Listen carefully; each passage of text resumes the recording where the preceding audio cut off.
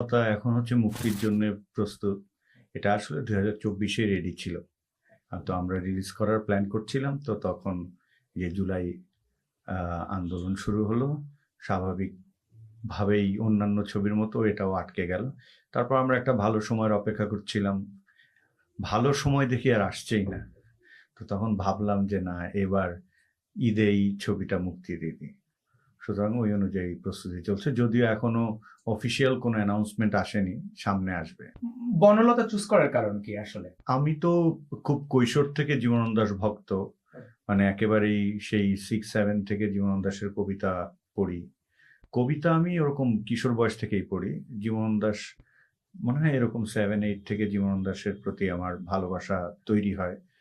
অমন যে বুঝতাম তা না, অনুভব করতে পারতাম, কোনো একটা কানেকশন ফিল করতাম। তো 2013 সালে হঠাৎ আমার মনে হয় এটা দুঃস্বপ্ন না স্বপ্ন, আমি সাধারণত একটা ছবির ইয়েদের মতো, কবিরাজদের মতো স্বপ্নে পাই আর কি। হ্যাঁ, জি।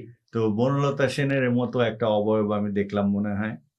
তারপরে আমার ঘুম ভাঙার পর থেকে মনে হলো যে বনলতা সেনকে কবিতাটা তো পড়লে তো ওইভাবে ভিজুয়ালাইজ করা যায় না, শুধু অনুভব করা যায়।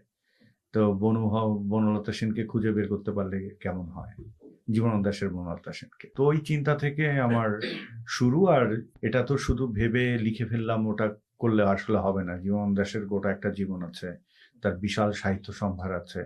তো এগুলো পড়ে টড়ে চিত্রনাট্য 14টা ড্রাফট লিখতে, এই সব মিলিয়ে আসলে আমার 8 বছরের মতো লাগে চিত্রনাট্যে মোটামুটি সন্তুষ্ট হওয়ার জন্য যে এখন আমরা ছবিটা বানাতে পারি।